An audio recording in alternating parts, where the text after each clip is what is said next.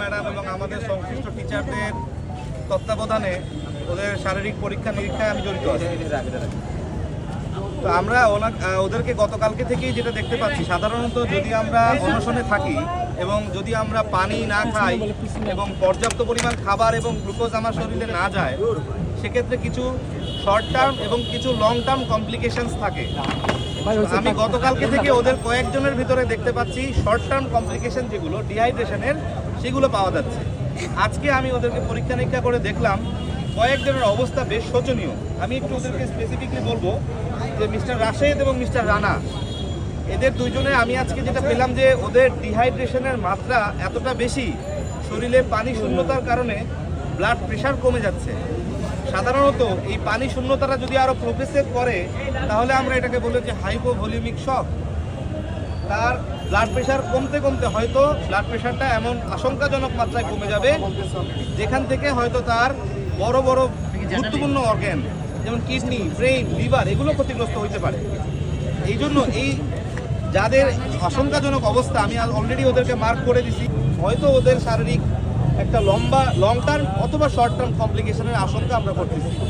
বাদ বাকি যারা আছেন এরা ছাড়া এদেরও সবারই অনেক সমস্যা অলরেডি ধরা পড়তেছে।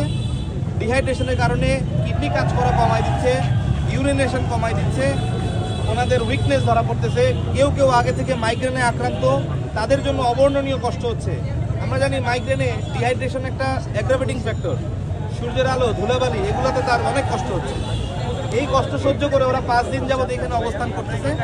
আমার মনে হয় যে ওদের শারীরিক কন্ডিশন প্রত্যেকেরই খারাপের দিকে যাচ্ছে। আমাদের এখনই আসলে ওদেরকে হসপিটালাইজ করা উচিত, একটা প্রপার হাইড্রেশনের ব্যবস্থা করা উচিত এবং প্রপার চিকিৎসা করা উচিত।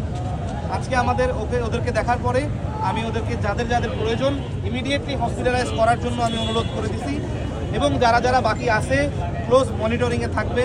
আমাদের প্রিন্সিপাল ম্যাডাম, আমাদের শ্রদ্ধেয় শিক্ষক যারা আছেন তাদের তত্ত্বাবধানে সবসময় নার্সিং স্টাফ থাকে, ডক্টর আমরা আসি এখানে ওদেরকে দেখার জন্য। তবে ওদের অবস্থা অবনতির দিকে যাচ্ছে, এইভাবে বেশিক্ষণ কন্টিনিউ করা আমার মনে হয় না সম্ভব ওদের পক্ষে। আমার পক্ষে এইটুকুই বলার ছিল। কতজনের শারীরিক অবস্থা বেশি খারাপ? আমি এই পর্যন্ত 3 জন, আজকে সকাল থেকে 3 জন যাদের প্রস্তাব, এদের ভিতরে একজনের প্রস্তাব একেবারে হচ্ছে না। কিডনি প্রস্তাব তৈরি করার জন্য এনাফ পরিমাণ ব্লাড ভলিউম দরকার। যদি ডিহাইড্রেশন থাকে, ব্লাড ভলিউম কম থাকে, কিডনি প্রস্তাব তৈরি করতে পারবে না। এই চিকিৎসাটা আসলে হাসপাতালে না নিয়ে ওকে এখানে করা সম্ভব হচ্ছে না। 3 জনের অবস্থা বেশি গুরুতর। 3 জনের অবস্থা আশঙ্কাজনক। আপনার পুরো নামটার একটু রেজিগনেশনটা বলবেন। আমি doctor Rasel Ahmed, medical officer, সরকারি কর্মচারী। Thank you. হ্যাঁ, শেষ। ঠিক আছে।